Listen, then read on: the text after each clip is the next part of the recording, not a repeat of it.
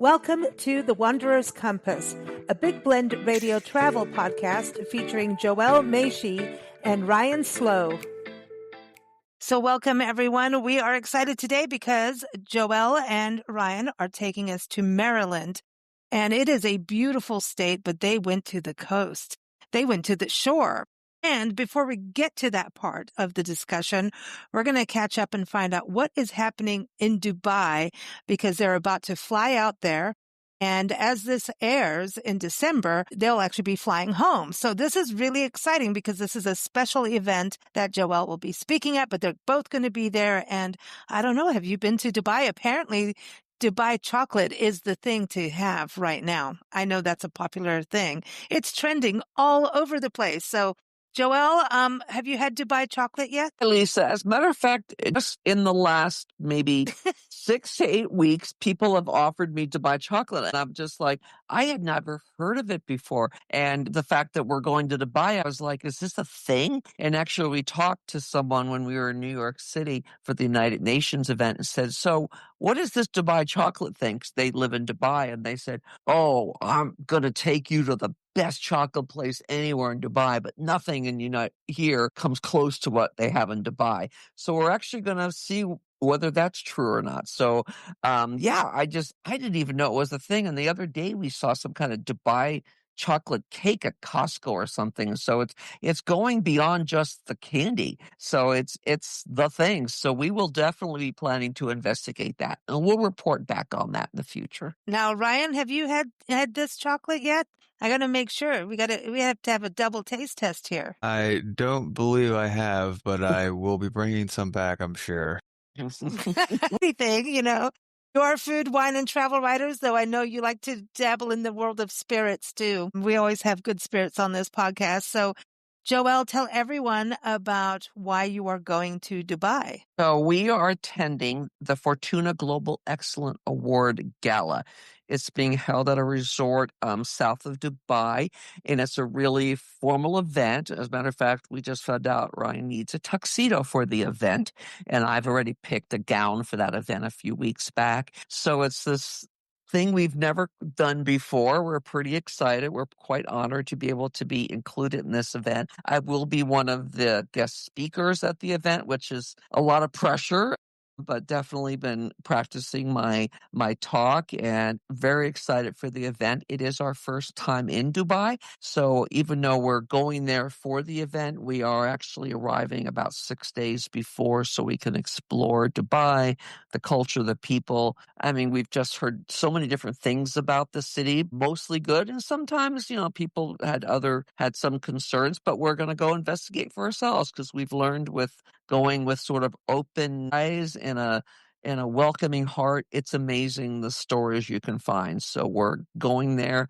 for the gala, but we're definitely going to take the time to really see what this place is all about and then share it with our readers. I'm excited about this. Now, I've only seen photos and things like that of Dubai, but it has become quite a destination. And it's kind of like this, from what I've heard, it's man-made, like this whole place is kind of like how they made the buildings and the water, and it's like Everything. a whole The different... land.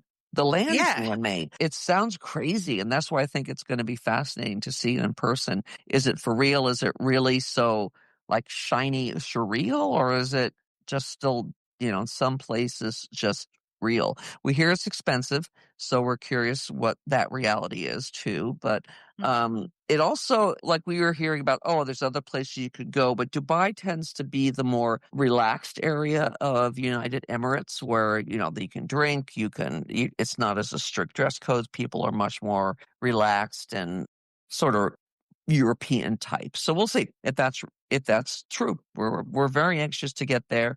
We leave the day after Thanksgiving and excited to begin a new adventure. We've actually haven't been overseas since June. I know I'm for sure missing international travel. We've been very busy in the States, visiting a lot of places such as we're going to talk about today, but I definitely have been really in the mood, ready to hit back and travel internationally again. And you're going to be doing the keynote speech. Yeah. I'm just going to bring that up. So that's exciting to me. To me, It's interesting that you just did the UN, Yeah. know, so you spoke at the UN, and now you're going to go to Dubai and do the keynote speech. So what's next after this? Well, We're Just going going. to Disneyland. Oh, yes, let's do it. I haven't done Disneyland since I was a baby. No really, clue. you are long overdue, Lisa. Japan is awesome. Yeah, it I've, is. Smaller I've but did awesome.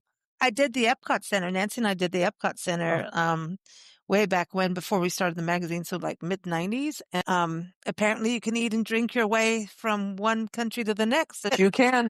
And we did. We had a glorious time doing it, and then wondering where the heck we were when we left and needed to get help to go home to wherever that was. We just had a really good time. By the time we got to Canada, there was some movie that they had like an IMAX thing going over the ceiling.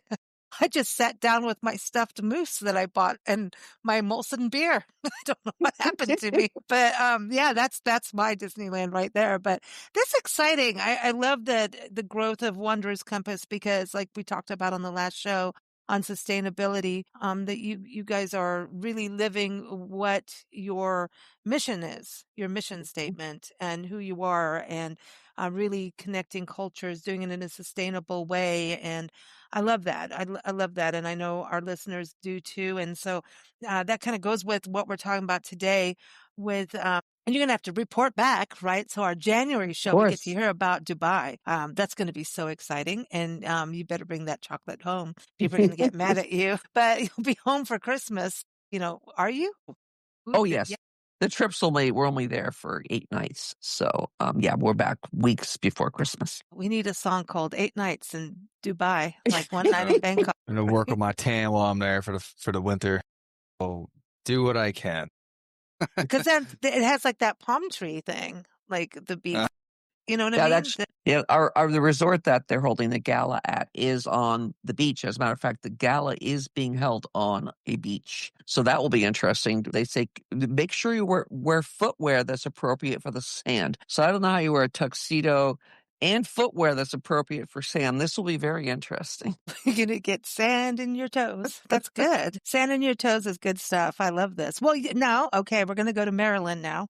And that was also coastal Maryland, which is beautiful. Nancy and I have spent a few times, we've been through Easton, that area, which I know we're going to talk about. And we were very close to St. Michael's, where you went, because we were at Queen Anne's, excuse us, the last time we were there.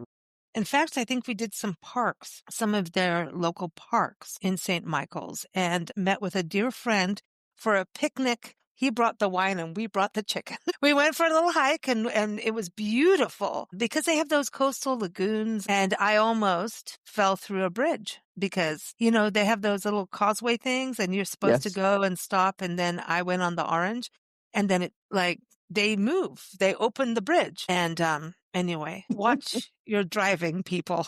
Don't be like Lisa. When you drive over causeways, watch the signals, because you could go down. You could? So I've never, even living in Florida back in the day, that's my heart goes, oh my God. And did you do the big bridge in? This is the first thing. Did you do the big bridge when you were there? Yes, we did. We did the Bay Bridge. It's it's a famous bridge. That's the first time I believe I ever crossed the Bay Bridge. And so I thought it was pretty cool. Ryan, you've done that bridge a couple times, haven't you? Done it many a times, but they used to do it. I don't think they do it anymore, but they used to do a Bay Bridge walk where they'd shut one side down and you'd walk all the way across it, and then they'd bus you back, and you get like a little wood token, for I have a couple of those still, but they don't do it anymore, unfortunately. It's kind of cool to be able to walk across that and get the views. I don't know, man. I'm not good with bridges, but you got to do what you got to do, But it's beautiful, though, to be over the water and be able to go and do that. But let's get into where your whole trip started. What was the itinerary? You started in an area you went to, see, this is also English, Kent Island. So this is all British. Yeah, there's a very strong British. This was very significant area of the British colonies.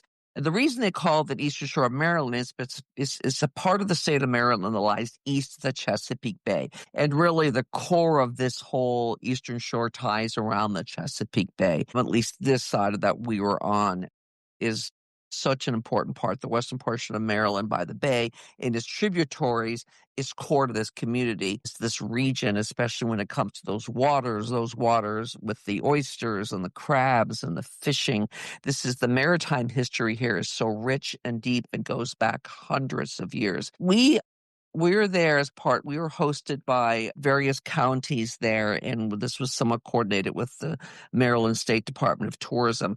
And so we were starting in Kent County, but because I had flown in from the West Coast and Ryan lives still 3.5 hours north of here, so we decided to just come in the day before on our own and just sort of get relaxed before we start this very early 5-day trip through this incredible region of the Eastern Shore of Maryland. So we stayed on the Kent Narrows on what was called the Kent Island, which is really a neat place to start. It's sort of you go to the end of the Bay Bridge, go a little bit farther, and you just take an exit off onto the Kent Island. And we stayed at this really sweet Hilton Garden Inn right on the water, right on a marina. There were lots of restaurants and walking distance. We did a beautiful walk that night. We went to a couple of places just to try them out, but also just the ambiance of that setting. And actually, Ryan had some homework due for his college work, so I actually went for a walk by myself along the waterfront. There was something just so charming about it and peaceful that I thought that was a great way to start the trip, just like on the water there. And it's a great access point if you want to visit a lot of parts of that part of the Eastern Shore toward the Chesapeake Bay. That would be actually a good launching point for that. So we did that there, and that was just a really nice way to start. The Eastern Shore of Maryland has 9 separate counties. So we were there to visit 3 specific counties. And so the next morning, we launched immediately into visiting Kent County, which was the county number 1. And we visited the town. Our first stop was the town of Chestertown, which was actually super awesome. Ryan could actually more go into it too, because I think he was even really excited about just the community, the town, the waterfront, everything else. So, Ryan, you can tell him about Chestertown. It was awesome. Go there. Yeah, I really enjoyed that. A lot of I mean, I'm born and raised in Maryland. I was, from Pasadena, Maryland, and I kind of hate that I've never explored the Eastern Shore until now. I've gone to Ocean City multiple times, throughout the years. You just drive straight there. You go, you stay for a few days, you come back. And I feel like a lot of people probably do that and they don't, because that's the big thing. It's you go to the beach and there's the boardwalk and whatever. People don't know about all these great little towns. And Chestertown was definitely a nice little starting point. It's in one of those postcard type towns. There's all these like old nice brick buildings and nice architecture. You feel like you're a little step back in time kind of thing, which is and it's very surprising because it's so quiet. But a lot of these towns, you think like where I am in PA, like you go through a lot of these little towns and you could feel that they're struggling a lot. There's always these closed shops and there's like the little downtowns are basically like empty. And that wasn't the case for pretty much any of these towns that we went to. You go there and you see that the active community of people are walking around and, there's all these nice little mom and pop shops, but there's no fast food. There's no McDonald's. That's fantastic. Or like or Starbucks. Or no chains. It's like it's like you go to every town that we went to was basically you had your little your old timey sort of your main drag, and then there's mom and pop bookstores or coffee shop or bread bakery, breweries, wineries. There's a few other locations. Yeah, we didn't get to explore that much on that one. It was the morning. Really, but and it's surprising how much there was. Like we didn't expect to each of these places to have so much there, but it just felt like it's just very like inviting. You go to these little spots and you're like, wow, this is like I could live in this little town. Like there's not much there, but it's like it's kind of like the point. It's nice that it's like you're in civilization, but you're away from civilization. Which is pretty cool. They had Yeah. beautiful Victorian homes there. All Victorian homes were stunning, and they work very hard. It's their preservation of what's there is they're passionate about that. And the Tourism Bureau we are very impressed with. They have historic home guidebooks, and so you can go and there's landmarks on each of the buildings. And there are some beautiful buildings. And then we walk through this whole town and land up on the waterfront, which actually that weekend, and we were missing it, was the tall ships. They have this big festival where all these tall ships come into the harbor there, and just it's supposed to be stunning. A lot of people were talking about it to us, but we had to move on from there, so we couldn't go to the tall ship festival. But there was one of the ships there, but they were starting to come in that day, and it was a shame we were going to miss that because it sounded like it was going to be a super awesome weekend and draws an enormous amount of people. But again, it was these, like Ryan said, these places are special. It really is a step back in time. You sense the community. When we were in this one coffee bread shop, people came in and they clearly all knew each other. So as much as it's a tourist draw, much as it's a tourist draw, you clearly know that there's a community here that cares about, preserving the heritage and the history of this. I loved it out there because, and I love that what you're talking about with its charm. Just when you talk about there's small mom and pop shops, and from our experience in Maryland when we were in Easton, and we had wine time on the patio at the Hummingbird Inn. Basically, the community gets together on this patio. It's like a meeting spot for travelers and locals alike. And you can walk to where the Frederick Douglass, the courthouse and everything. And I'm sure you guys did that from there. Very easy. And the Rails to Trails trail is in depot from the old train is just up the road too. It's beautiful. And I mean, so charming. And that's what I'm going to say. The whole area is charming, but it seems to me, I think that it's a destination for people from DC go there. And that's what like all the travelers that were there were mostly from DC. I would agree. And later on, when we go into the last place we stopped, actually, that very much is the case. And the people who had come there constantly and who live in DC, still live in DC, just loved it so much they actually ended up buying a hotel, a basically beaten down hotel that vagrants were living in, and turned it into this beautiful property just because they were so passionate about coming there themselves. So yes, I would say DC, New Jersey, they get a lot of New Jersey, they said as well. And Pennsylvania is a popular location in Virginia. So they get that whole, metropolitan area of that. Yeah, everybody wants out. Did either of you eat saltwater taffy? I'm just saying. It just seems like someone needs to be having taffy. Surprisingly, no. But I used to get that every time we went to the beach. We'd get that every year. I'd be like, I have to get it. I don't know why I love it so much.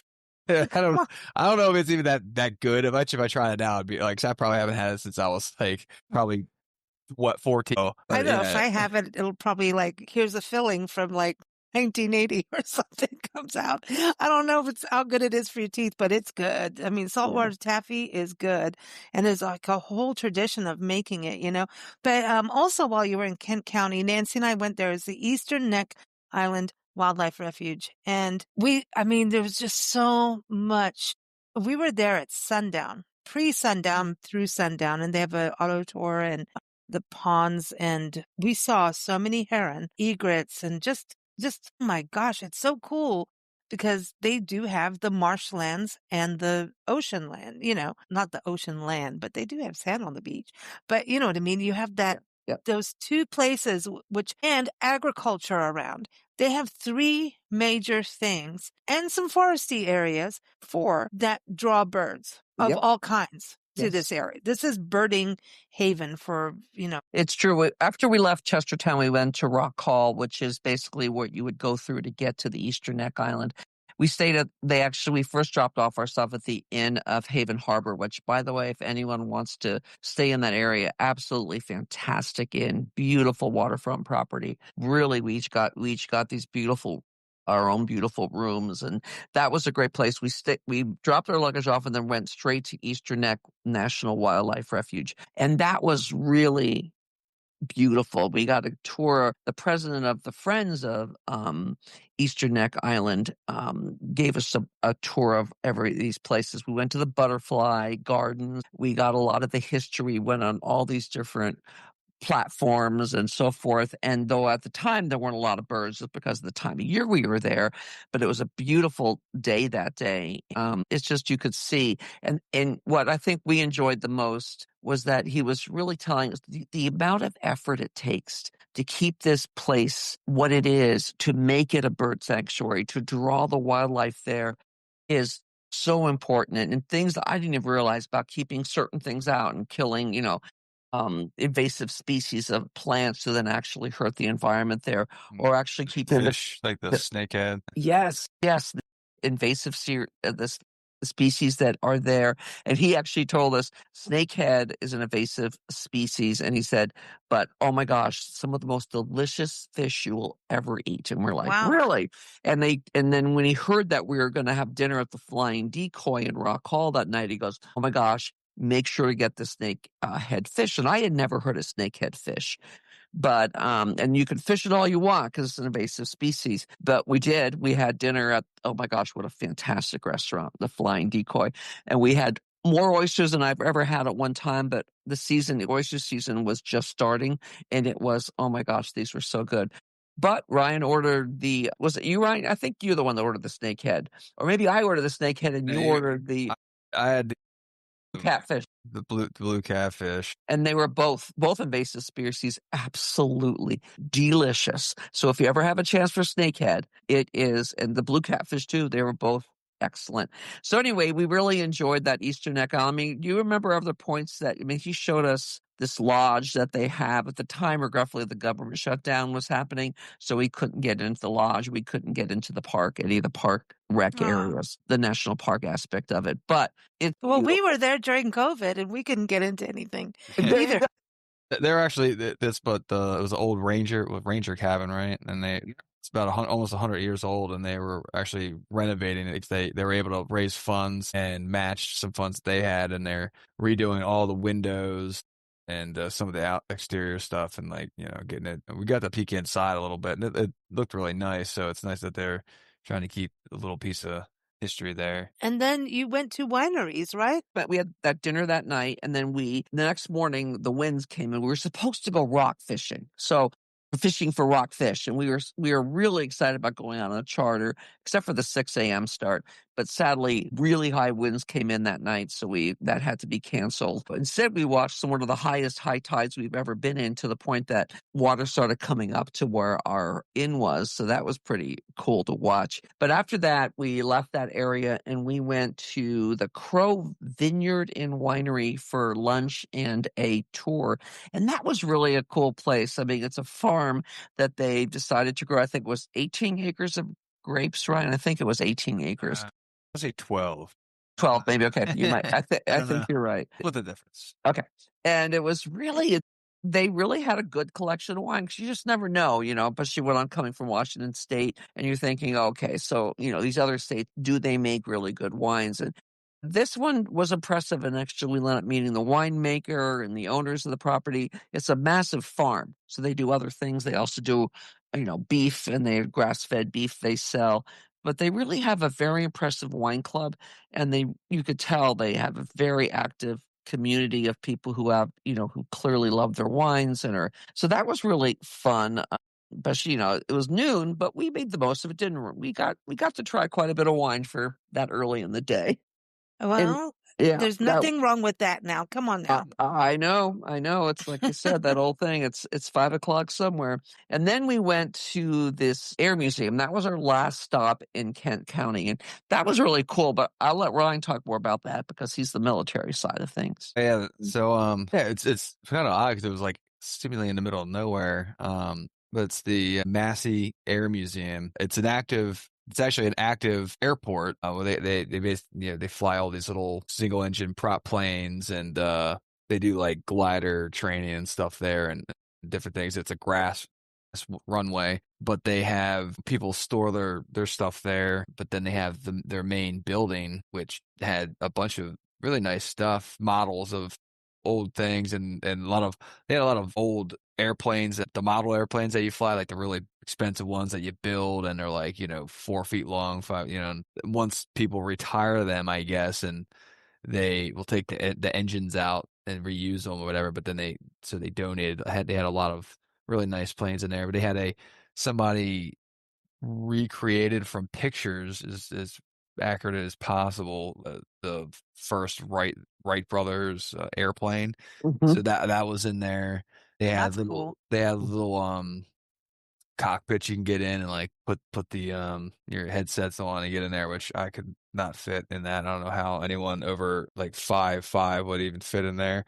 So it was really nice, and he gave us a lot of history about, he was retired military, the guy that was showing us around, and it's kind of like a hobby passion, but it's also like, he actively flies there and does stuff, but they run it, and had a lot of nice little collections of things, and it was surprising. They restore things, so they took us in the back of the shop, and they showed us how they were restoring one of these planes, and they had the wooden frame, and they had, the wings, that they had just started putting the cloth over it, and so they're ironing it and getting it real taut and glued on, and then they still had to stitch it and everything. So it was really cool to see that they're not just, putting stuff there. They're actively like, doing these hobbies. They're repairing things, saving things, and keeping a little bit of history there. So it was nice. That's cool, man. I think that's the thing. The history of flight is phenomenal to me. It is just so interesting. And every time I look at a dragonfly, I go like, that's the old biplane dude, and with a scarf around his neck. You know what I mean? It is like, when you think about it, Nancy's listening to this and just rolling her eyes at me, but it's true. I just look at dragonflies as the first pilots. And you're right, because that's what these guys who were there, they're all probably, they're all retired, 60s, 70s, and they're rebuilding some of these planes that flew in World War II. And we got the tour of the hangar where all those planes are, and all of them except one was in working order. I'm saying, you take these planes up, and they were crazy. And on our social media, we actually put some pictures of the articles. And when we do an article on this, we'll have it as well. But these planes are gorgeous, and they've actually literally, these guys, this hobby group here, rebuilt these, redid the engines, repainted everything so they could keep this history alive and keep these planes in the air. So it was really fun to get into the passion of what they're doing, but it's also would be a great place to bring kids, because they definitely have a hands-on aspect of this for children to learn as well. So it was really a special way to end our county time before moving on to, you say it, Ryan, where do we move on to? The Wicomico. Yes. Okay, It's I want to just touch on this before you guys go on to your next destination. Going into this air history is really important, because when you think about World War II planes, it was actually students that they were from Yale, the first Yale unit. They were known as the Millionaires Unit. New York Press started that, and I know this because we interviewed these guys, not the actual pilots. This was World War I. It was college students said, we need to fly in our wars. And they created that. They're the Millionaires Unit for a reason, but it's very fascinating at how our coastal areas were used to fly planes. North Carolina, as we all know, Maryland is huge. Florida was huge. And then you go over to England, like East Anglia and all of that area also for flight. And you think about it, they started using planes in World War I. Think about the history of the airplane being used. And now you're seeing the World War I, World War II on like in this area. I don't know. I'm sorry. I get excited about it. Please do that article. I would love to do a show just on that museum, just because of that You would enjoy air it. history. It'd be fun to talk to them there, to interview some of these people, because they had great stories, and they take these gliders up now that I'm thinking, you really fly. Oh my gosh. And this is onto a grass field, which they actually feel is way more forgiving than a tarmac, a typical airstrip. And so just to hear their excitement, and they had a DC-3 from when, Ryan? That was very old. That one's not working. And they had a Russian plane there that was also still being used right now by the North Koreans. They still fly that plane. Wow. That's interesting to me, because they swap planes over. Even our jets get sold to different countries, and then later they use them on us. So Anyway, I just detoured you guys and I shouldn't, but I get excited. And that's the thing. I think when you travel, you fall down all these rabbit holes or air holes, I can call now, and get excited because it's like, oh yeah, well, this and that, everyone is connected through travel. And when you go to a place like that, maybe you might have a grandfather that flew one of those planes, That's the thing. When we see these historic places, it's like, to me, it's not just a plane. It's the stories of the people in the plane and the people who created that plane, So I just think, sorry, I just got excited about No, because the it was history really of cool. aviation is just amazing because we did mimic nature to do it. And then we decided we could blow stuff up with them, and do stuff. I mean, and fight wars. It's fascinating. It's really fascinating. Okay, I'm going to behave now. All right. So where are we going next? Get me back on track, Joelle. Sorry. More airplanes for Lisa. We really got into it. Atlanta, spending several hours there talking to them and learning the history and looking at each plane. It was really cool.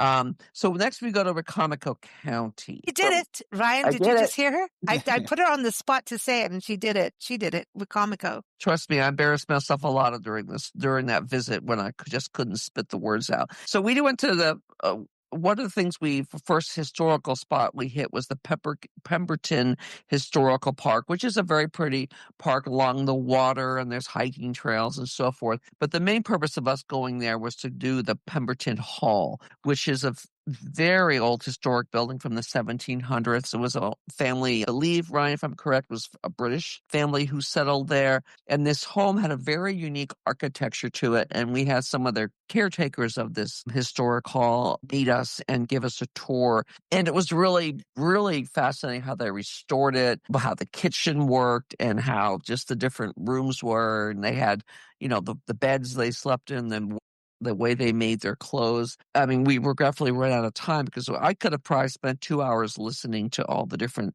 stories of that, just this era, as well as the architecture of this home, which was somewhat unique at the time. Do you remember what the kind of brickwork it was, Ryan? What did they call it? It's no, was it? See, now you made me. It was something. Was a Flemish bond, I think, or something like that. Yeah, something like that. Which is unique, and the bricks are laid very differently. But it was just if someone has a chance to do that, we'd highly recommend it because I think it was really special. There's a lot of parks that area because there's a lot of water.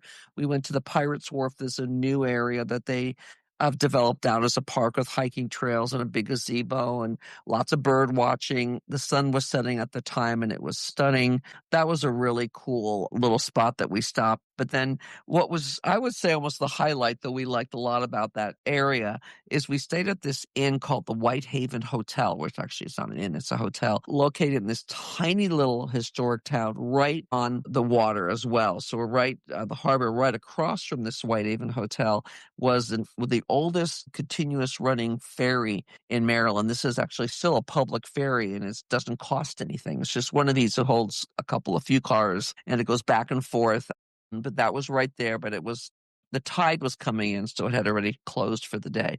But the inn dates back from the early 1800s, and it's still running as a hotel. And it was gorgeous. I mean, just beautifully restored. It runs like a bed and breakfast. We both had very unique rooms on different parts of the building, and then they had breakfast in the morning for us. That was lovely. But just the restoration, they had one room that didn't have a guest in. It was called the Lincoln bedroom, which was also beautifully restored. There was just something about this inn, and because the tide got so high, we went out to dinner and we came back. Actually, we had to drive through water to get back to the inn, and half the parking lot was covered in water. We're like, and the water was coming close to the hotel itself, but it was fine. They said, we're just high enough ground. It's not an issue. And it wasn't storming. It was a beautiful, beautiful night. And pictures of the moon on the water with the high tide.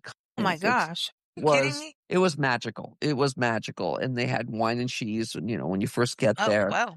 So that was so if someone wants to stay in something that really sets back time, that was incredible. And then, we actually were supposed to go to dinner at this restaurant not far from there, but because of the tide, the restaurant was closed because there's really no parking lot to park in because the water was there. So that was interesting. This is about tides. You have to think, this is interesting. So they're going by tides.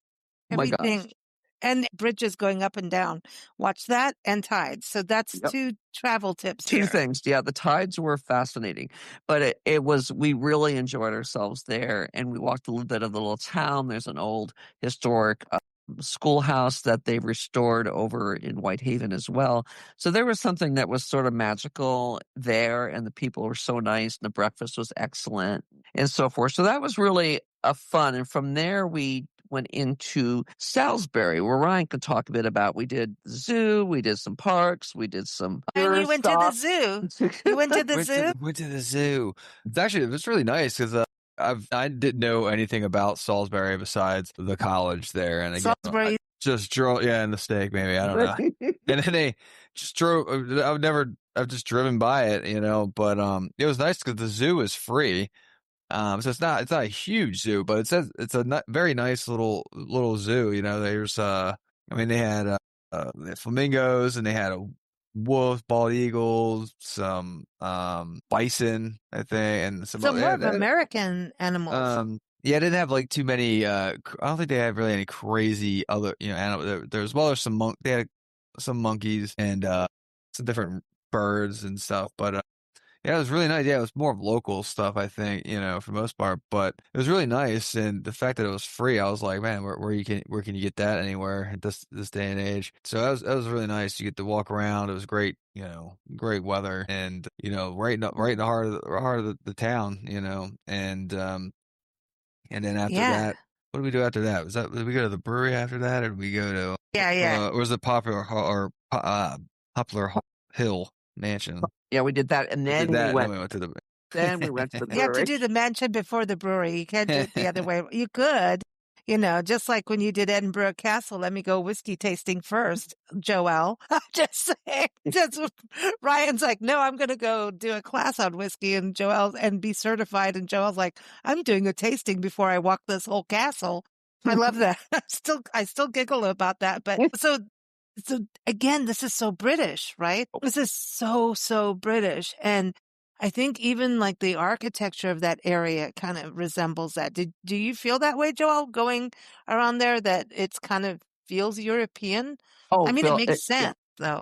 It feels very European. Yeah, it feels very European. They've done a very good job of preserving that. Keeping in mind also that, this area of Maryland is very agriculturally centered.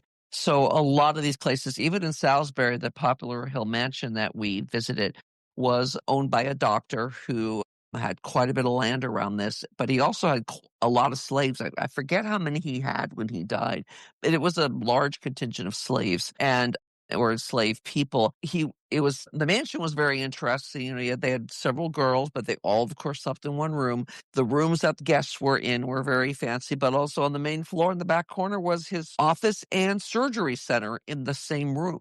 So he would do surgery on the table, which I believe is still the original table sitting there. And they had a lot of some of the instruments he used, and the stories behind that was just fascinating. And just the way they decorated the houses were, and the sad aspects too, like the enslaved people lived on the 3rd floor. They had a separate staircase because they couldn't be seen. That whole aspect of that was very much connected to this area, because this area, even though it was in the north, especially when you now later on deal with the Civil War, these people, this area being an agricultural rich area, they had a huge amount of enslaved people. But at the same time, they were part of the Yankees, the North, right? The Union. There was a lot of conflict secondary to that. There's a lot of other historical aspects to here. And the War of 1812 had a big role there. A lot of very interesting historic elements in the history of even freeing of the slaves was very tied to this area. But we can go into that a little bit when we get to the next county. That was, when we did the Poplar Hill Mansion, when we started learning a little bit more depth of that in Salisbury, I think we really started seeing that big connection of that, the real historic aspect of the deep history of U.S. history, as well as before, but during the British colonies being here, that this whole area had to play a big role in that. But of course, before leaving on to our next county, we stopped at the Evolution Craft Brewing Company for some lunch, as well as some really good beer. We had some dark beers there, I believe, Ryan, that we both Yeah, they had a lot of dark beers, and the food was really good. It's a huge place. Was it the old ice packing plant or something, Yeah, I think or was so. Yeah. it that originally was? It's like right next to a railroad tracks, and yeah, it was really big. I was impressed. It was like a huge place, and then they have a nice outdoor area with lights dangling everywhere and stuff. That I didn't know what it was at first, because the day before we drove by, I was like, "What is that place? That looks popular." There's people out in the patio area and stuff, and then sure enough, there we were the next day. So, Well, there's just certain things. I don't think you've been on a show where you haven't visited a brewery that's, I mean, and or a distillery or a winery, right? So you did it's a winery, brewery. supporting the local craft. Well, that's important. It is. It's better than a soda from one of those places. You know what I mean? One of those. So I love that because and especially now with agriculture being so up and down with climate change and all the, I'm not kidding around, it really does. And so we have to support them as much as we can. So I'm all for it. So, um, where was the next place? You were getting near St. Michael's. Am I getting this right? Of where your next destination is an island? So the next destination is where we spent our longest amount of time. We were there for 2 nights in Talbot County, which is probably what most people are familiar with when they know that part of the Eastern Shore, that or Ocean City, which is on the Atlantic side of the Eastern Shore. And we basically went straight to the inn we were staying, and we stayed on an inn on Tilghman Island, which was super cool. It's a really small, historically significant island. You have to drive through St. Michael's to get there, but it's shortly thereafter. It was originally settled by the Native Americans and then the English colonists in the 1600s. It's very much deep into the maritime history. This is where the oysters, the crabs, the commercial fishing, and the island's economy is truly, at the heart of it all. And it played a crucial role in the development of watermen and shipbuilders also in the 19th and 20th centuries. So it was a really cool island. We loved this inn. This was a cool story. This is a couple, Marlise and Tom Green, which we met, who was coming down there regularly with their children to stay on Tilghman Island. But he's a chef by heart, but he also got into the corporate world, has done a lot in his history working with the government, from being the chef for the Ronald Reagan building to the House of Representatives and so forth. So has a long history, but he was really missing being a hands-on person. And she works in landscape design, and they live in Washington D.C. And then they just were heard that this old inn that had been abandoned and was supposedly vagrants were living in it. They bought it at auction on some of the front steps of this inn. The place was in desperate need of major revitalization. And they bought it, decided, let's do this. And went on a 2-year during COVID, or pre and during COVID, to remodel this place. I mean, they had to redo everything. And oh my gosh, it's so cool, so intimate, so much fun. We got to meet Marlise first, and she told us all the history behind it. It had been around for decades, but they could be able to restore it. And there's such a neat thing. And then Tom left his corporate job to open a restaurant, Blue, at the Tilghman Inn. And we had dinner there that night. And oh my gosh, it was so excellent. I mean, just So good. one of the ribeyes was the best I ever had. And Ryan, what did you have? Oh my God, I can't remember. So we had the oysters. Tried Oh my some of gosh. the oysters. We had some fried ones as well. Did you try rockfish while you were there? That's what you had that night. Yeah. So then I had the rockfish, and he perfect, and the scallops, and I haven't had scallops that good in so long. I had to tell. I was like, this is how it's supposed to be cooked, and you start telling people that, because we went to a place a couple days earlier, and disappointed. It was like chewing leather. I was like, what is it? Why is this? And then those things were perfect. This guy needs to be, I don't know, somewhere even bigger, I think. It's just Well, so good. I was surprised at just this little place, and it was great. but that's a technique. Scallops do I don't eat fish, but I know about cooking. Certain things get rubbery real fast. I was going to ask you too, the rockfish. Tell everybody about rockfish, because it seems like, I think I'm getting it, lionfish confused with rockfish. Is rockfish like a local fish there, or what? Because it seems like that's a big deal. Yeah, rockfish is pretty local around there. That's one of the ones where you have to have there's certain limits and everything else that you can get and of how big they are and all that. But the other fish like the snakehead and stuff, there's some of those are like catch as many as you want. They don't care because they're invasive, like the blue catfish and stuff. They just want, 'cause they got to keep the population down. But yeah, it was really good because I'm not usually a big fish person, but it's like, it's not really that like seafood. It's very, very light, but a very bit like, meaty piece of fish, and, I really enjoyed it. Like, I mean, when you get someone that good at cooking, it's like you can't. If it's not your thing, it's probably going to be your thing because he was. I mean, those people are like so nice, and the way that you tell they put everything into what they do there, and the food was awesome, and the place was awesome, and so Cool. That's really, nice, man. It's the same thing of why you like breweries, right? It's the craft and the actual attention. yeah, yeah, and finding the people that have a passion for it and doing their own flair, their own thing to see how they come up with their recipes or their styles, and because each place is it's its own little story usually. So Wow. That night we did, so we had not, when we arrived, it was toward dark. So we were scheduled to do a ghost tour that night through Chesapeake Ghosts. Oh, And we did cool. it in St. Michael, which what was sort of cool was because it was Halloween. And so as we're wandering the dark streets of St. Michael's, we got trick-or-treaters and lots of, the homes are all lit up nicely because, of course, the kids are coming through. And, of course, we're listening to ghost stories and going to a cemetery. And so that was really cool because there's a lot of history in St. Michael's and a lot of ghost stories and so forth. But it was more capturing the magic of the town. And we kept saying we cannot wait to come back to see it during the day, which we did a couple days later. But it absolutely captured our hearts that night.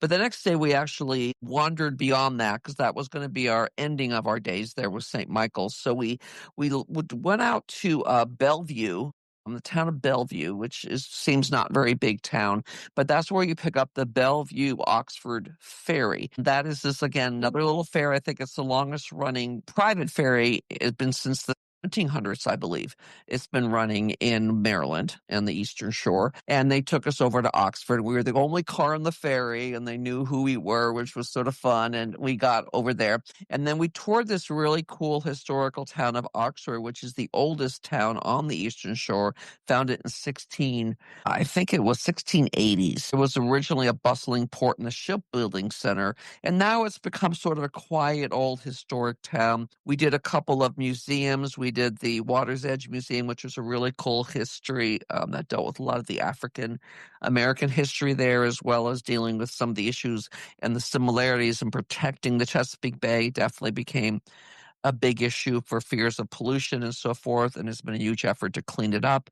And it's modeled with a lot of Caribbean islands as well. So the museum had a very interesting look, a lot of fascinating art. We also did the Historical Society there in Oxford as well, which was really cool. And so that was just the town is famous for their picket fences. And most of the homes had picket fences. And there were a lot of old, big Victorian homes. We actually, by hap chance, at the museum met the owner of the Sandaway Inn. So we walked over there and got to get a tour of this old historic inn right on the water, right by the yacht club. And it was just super charming. There was a lot of fun things. And then we had lunch at Dock Sunset Grill, which is right on the water, this huge place. And I think, Ryan, I think we ate oysters at every meal on this Eastern Shore because they were absolutely definitely incredible. Definitely every meal. I'll be like, really again? She's like, well, I mean, we're here. I'm like, I guess. Wow. Yeah, well, you guys are having fun. I mean, it's, for the amount of time you're there, it sounds like you guys just got a little taste of everything, a little taste of history, some seafood, some ribeye, some breweries. But then I believe you Scottish. guys, I knew that it. was, I knew there was ice cream. going to be involved. Creamery. That was a creamery. In Oxford was excellent. Boy, man, and a private ferry, like that's it. That was funny. Isn't that fun? But doesn't Maryland, Ryan, doesn't Maryland have little islands, often like the boonies, in the water boonies? Like maybe only a few people live on there or kind of thing, like in Maryland? Well, I'm not sure. Well, there are like a couple, all throughout, on like that Eastern Shore, there's a couple little islands, but the islands are pretty well populated, but it's funny, because going, when I was younger, we'd go over there, we just drive through whatever, but all I knew was basically like the Eastern Shore was like farmland and rich people. And you kind of see that a lot because you'll see these homes that are just a few acres and, a couple thousand square foot houses just right on the water. And I'm like, well, that's probably pricey. Just try to drive down this long strip peninsula and there's only like I just drove 5 miles and it's like there's only probably you only passed like maybe 30 homes, because it's these big old waterfront properties and stuff. But it's probably there's more people there than you think. I mean, there's like I don't know, was it like 500,000 or more? 500,000 people live on the Eastern Shore. Yeah, which on that Never point there, think that. yeah, scattered Wow. throughout. Okay, so can we get to Easton? I'm dying to hear about your experience in Easton. Next stop.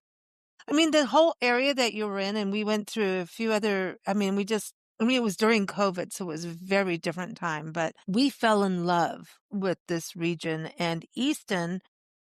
It just, I don't know. It was kind of like this. I don't know. Like when you go to San Francisco, you have different neighborhoods. Kind of felt like that in an interesting way to me. I remember even going to get a sandwich in a different kind of deli, and it was just, I don't know. It kind of felt like I was in a slice of New York or a slice of San Francisco, but it was Easton. It was not.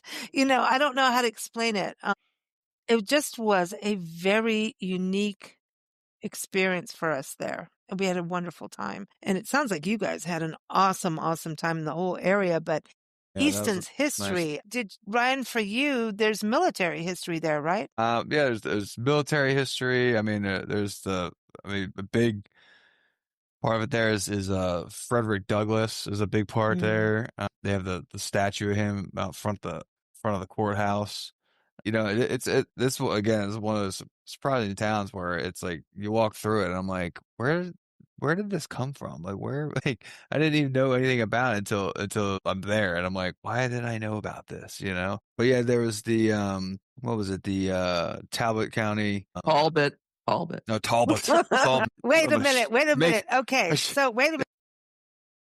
Wicomico. No, get that one. Talbot. But yeah, so there's museums there that highlighted the African American soldiers and a lot of stuff that about the Civil War and that part of history, which is surprising. With Maryland, I never really think about. Which seems dumb, but about the Civil War, I never think about Maryland. It's always like, well, there was Gettysburg, and then there was all the Southern stuff, and then that was and I never think about Maryland. But how active and how much slavery and the Civil War and other stuff that was involved in Maryland, and every one of these places that we went had something to do with Harriet Tubman or especially excuse me, Douglas. Frederick Douglass, and had these each one was just a different display. Had like one was on the colored soldiers, one was just on the slavery itself, or something else about the Civil War, or just the Underground Railroad, or wherever. So every place we went had like ties to it, and it's I didn't really think it was that involved, because it seems like it's just its own little separate thing. But it's kind of a shame that again I don't know as much history as I should, especially for the state that I grew up in. So it was really nice to be able to go around that town and to see how well those places were done, and how much they've like research and stuff that they've done to find all this information about the soldiers and who joined and when and what happened to them after the war and everything else. That's amazing to be able to go and get that kind of history, and also I think it's important that we do get to see this, history where a lot is being taken down right now. So I'm thrilled personally to know that we can still go and experience that. Talbot County had a really cool thing where She they said had it right. I said it right. It was tricky because trust me, when I was there, I did not. Often they have a beautiful, beautiful road guide, self-guided road tour, 5 different road tours that take you through different aspects throughout Talbot County in relation to Frederick Douglass. So traces from where his home was, where he was enslaved. And so that was really cool. They're really above and beyond, I think, trying to get that history told, the story told. The colored soldiers was fascinating because really this is 3 years into the Civil War. The Union's not doing so well. So they said, we need more men. So they sat there and said, hey, will you guys come? And it was fascinating going through this museum of this exhibit was that colored soldiers joined this despite a majority of them being slaves. And they still sat and fought for this country, and they fought heroically for this country, for the chance for freedom, for the chance for maybe land or setting up, having a brighter future than what they had.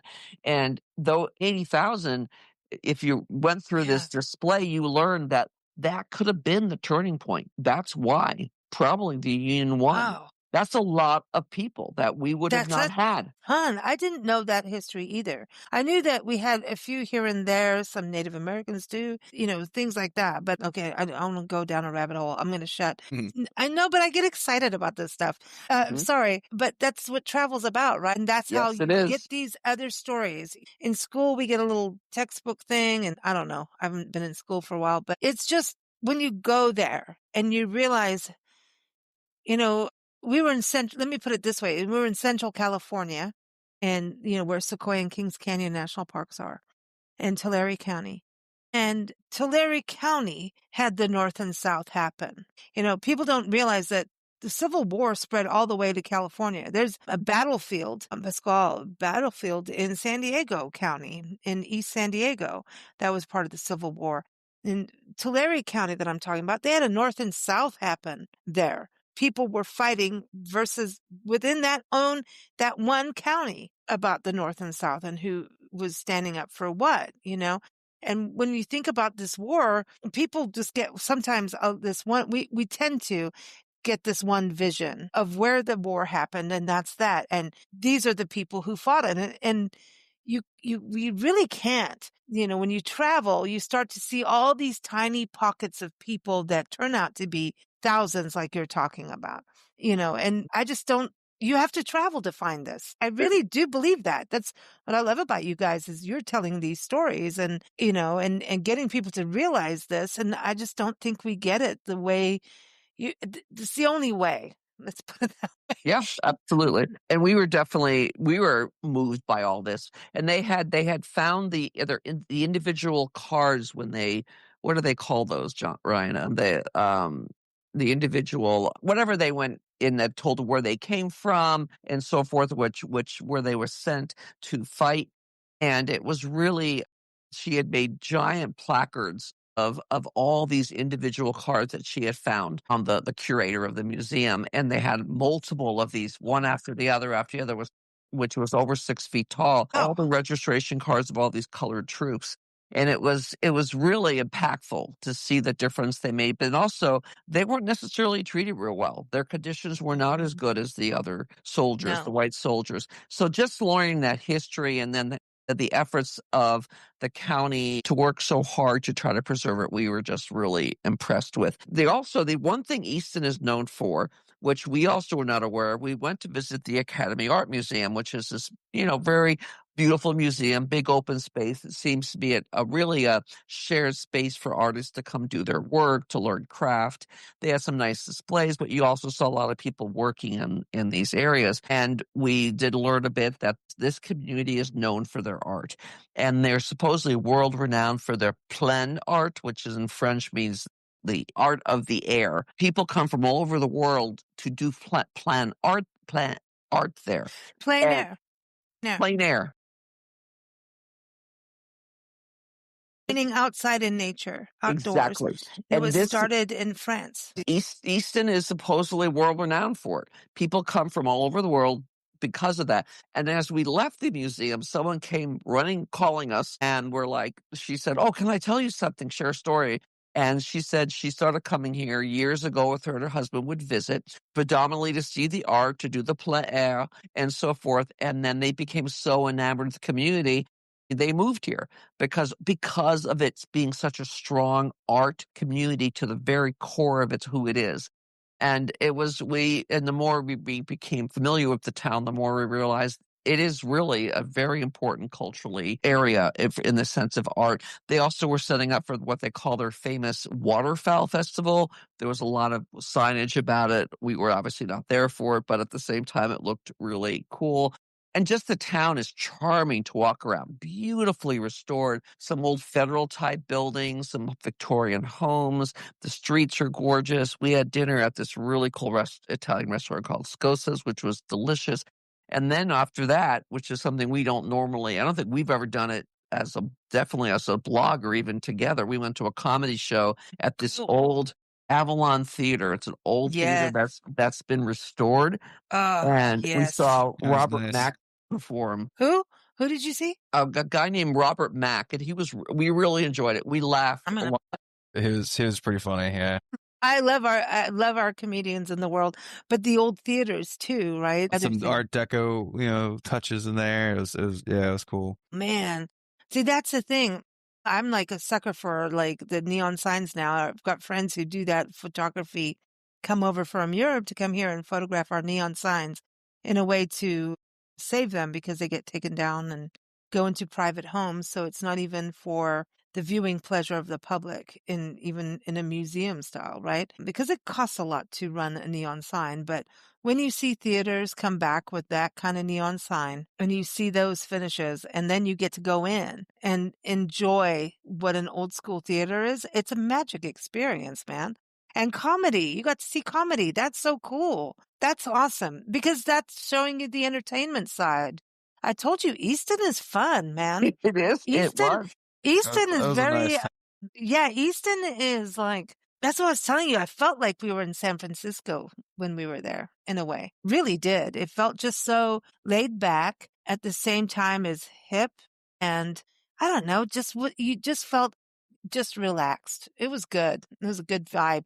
Now, St. Michael's itself, So the next day, our oh, last day was in St. Michael's, but we first went in St. Michael's is the Chesapeake Bay Maritime Museum, which is where we started our day. Absolutely mind-blowing, and I can see why it's won all its awards. It's this 18-acre property on the water where they have working boats, and you can actually scoop your own oysters up if you want. It's samples of how to do that, as well as crab potting, and the museum is beautiful with all its boats, and they have so many separate buildings. They have a building that is all designed like an oyster, like putting you back in the day where in the 1800s, 1700s, they would go out there and they had the boats recreated and they had the whole sounds of the ship, people. And that was a really good place.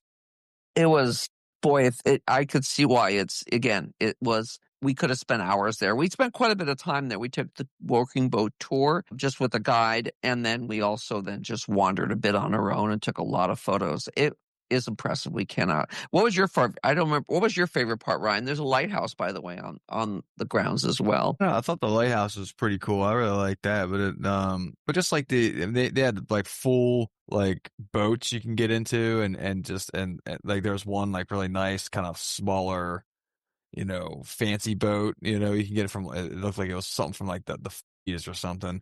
And then they had like a normal working like oyster type boat, so you can go down the deck and see like where they slept and other things. And they had like a tugboat type thing outside where you can get in and you could go into the galley and see the little areas, all different areas and stuff. So I think that was my favorite part was just that they had all the interactive stuff you can actually get into and see because a lot of people don't ever step foot on boats. that's a good point. Yeah. I mean, and also understanding the maritime history to me is fascinating because I'm like, you guys did stuff out there and there's sharks. I don't care. There's sharks in that water and I don't want my body in that water with the sharks while you blow things or have, pirates and stuff. That coastline, the eastern coastline had some insane stuff happen from pirates and smugglers and war. I mean, then you get up north to the 1812 thing, but Like really, that area is insane with what went down. So I think it's cool. You guys got to go there, and now we all need to. Now you got the maritime history. So Go the ahead. museum is in the town of St. Michael's. So it's a short walk. You're in town, and just a couple of blocks in, you're right on the main street, which is magnificent. This town has done an incredible job for a tourist destination as it is to keep the authenticity and the charm of this. And it's not a ton of tourist shops. There's a bed and bath that we went into, and there's artwork stores, and there's design stores. There's a funeral home. There's churches. There's something the way they've kept this, and I'm not sure how they did it because it really is impressive. And you walk through this town, they have a lot of great restaurants, a lot of cool local feel. You can tell people know each other. The coffee shops are cool. Again, no chains of any kind. We did, of course, this is right, Ryan. We had to hit our breweries, and we had to hit. So this is Ryan's side of the podcast: breweries, distilleries, rockfish. Look bad. Just saying. No, you got some military history in there, so you did good. You did good. But yeah, so what's happening on the taste front in St. Michael's, Ryan? Everything. Everything. So distillery? You went to a distillery? So yeah, we went to a distillery because we're just trying to kill a little time and find before we headed back and find something different. We went to that because it was one of the only things open because everything was closing. It's one of those sort of like all these little towns are like kind of like sleepy towns though too. Everything starts closing early, and it's just like you got some restaurants and that's it, and then everything else closes. And so we got there right before they closed, and they made it was a rum distillery. Lions Distillery. Yeah, and they make everything with sugar cane, and it was super good. I'm not like a rum person, like unless it's like in a mixed drink. I don't just drink rum. It's like I don't know. And it was good. They had different flavored rums, and like their normal like spiced and whatever rums, and I was pretty surprised. So I bought a little different ones that I liked, so to share whenever I have people over. They had a pineapple rum. They had a pineapple rum that was really yummy. And they had a coffee one. And Nancy would be in for that. Even a coconut one, which I'm not a fan of coconut. I despise coconut, but it was actually pretty good. Excuse the palm tree. All right, can't convince me. But that's funny because Nancy's a rum drinker. She loves her rum. That's her thing. But it has to be dark rum. And when people find out about rum, they'll start bringing the coconut rum out. And she just looks at me and I'm like smiling. You just got to smile and sip it, Nancy. And she's like, she'll drink it, but she'll be like, no, that's not rum. Coconut rum is not rum, period. It needs to be dark and distilled. Period. So, Ryan, you need to meet my mom. You two can drink rum together because she will not do the coconut. She thinks it's perfumey. I don't know. That's each to their own. The only time I ever like it is if it's in like a mixed texture. I hate it. The juice, the flavor, I don't like really. Ever, it's just like I'm like, yeah. It's like one of like. I can't wait for Nancy to hear this podcast. But that's the thing. Everybody has a different thing, and like I was saying, there are millions of people who drink coconut rum. Yeah, and Nancy's now yelling in the background. Sorry. But that's the thing. When you travel, you find like, oh, still try it a little bit, see if it's changed, or not. It was good. It was a good coconut rum. I'd recommend it. So tell your mom she likes rum. Tell her Nancy to look into Lyons Distillery, Lyons, because they really do have some excellent products, and over the years, having gone to Puerto Rico and some of the other islands and tried rum, they were impressive with what they had there. So we enjoyed that. I just expected to find rum in Maryland, quite frankly. Louisiana made sense to me because of the sugarcane, but I didn't know Maryland was making rum. And now Nancy wants to go there. She wants to go back just because of this conversation. We'll meet her there. We do. We should all go on a road trip together. Good. That would be so much fun. Somebody has to drive us now at this point of this conversation. We need a driver, but yeah, so there's wineries out there too. So I know you went one at the beginning, and then there's wineries in St. Michael's too, right? So that's another cool. It's a wine tasting room. It was the Bordeaux. Winery. They're actually right near the Winter Haven Hotel we stayed in, the little town of Winter Haven. That ferry that was right in front of the hotel takes you to the island where that winery is. But this was a wine tasting room, so we tried several of them as well. And then, of course, Ryan had to go find a brewery as well. So we went to the Eastern Shore Brewing, which was a little farther down as well. So that was pretty much, we went wine. Did we go? It's wine, beer, and rum, right, Ryan? Wine, beer, rum, bed and bath. Exactly. It was a very interesting. And beyond. That's it. This is perfect. This is the perfect ending. I love it. I love it. You guys had a good time, but I do want to, before you go, I want to know about the cemetery that you went to, because I love cemeteries. I do. I travel by cemetery, weirdly. So you went to a cemetery there or no? You hear me there? I don't know. Well, we didn't really go to a specific one. I mean, there's the ones at the church in St. Michael's there at the one old church, which was really nice. But there's a lot of little ones scattered around that we unfortunately didn't have enough time to go to. We did one in Easton. We did one in Easton, remember? You walked the one in Easton and took a bunch of pictures. We did do the one, the quick stop with the drummer boy, the one drummer boy. Oh, drummer boy. See, that's what the thing about like the Civil Wars and those wars back in the day when they just marched towards each other and just like boom. And the drummer boy, and then you had the piper dude. I'm this is some craziness, man. How I remember reading the tombstone. He was the last survivor to die of at whatever battle that happened around that area, whatever. So that's why it was kind of like a sort of. Yeah. I remember reading something in the bed and breakfast we were in about that, because I have a thing about it. Like, just could you imagine, like, think about our childhoods, right? And how these kids went out into war at that age as a drummer boy and as pipers and like all of that. To me, it's just, and how. You want me to do what? I know. It's like I'm still playing with bugs in my backyard. I don't know if kids are doing that now, but they're more addicted to their phones than the backyard shenanigans and neighborhood shenanigans that we had. We're going to war. And then look at how many young kids faked their birth date to get into the war. Now people fake things to not go. Well, yeah, that's a whole other show, right? It is, but this is the truth.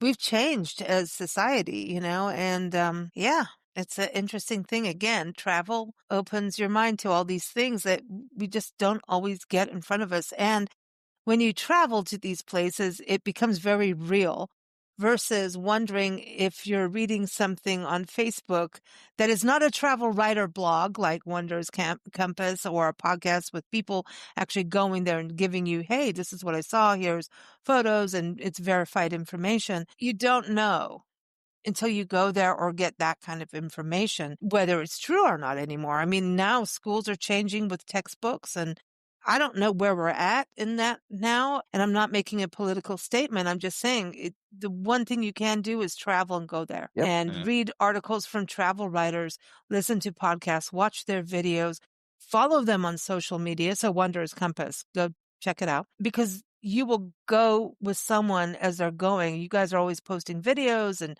photos of where you are, and that's not fake news. This is real stuff. And so you can really go around the world. If you can't travel, this is another way to do it and to really just expand our horizons and have more understanding, because we can't understand the present if we don't understand the past. Absolutely. Yeah. Thank you both so much. It's always so much fun. Oh my gosh. Thank you, Lisa.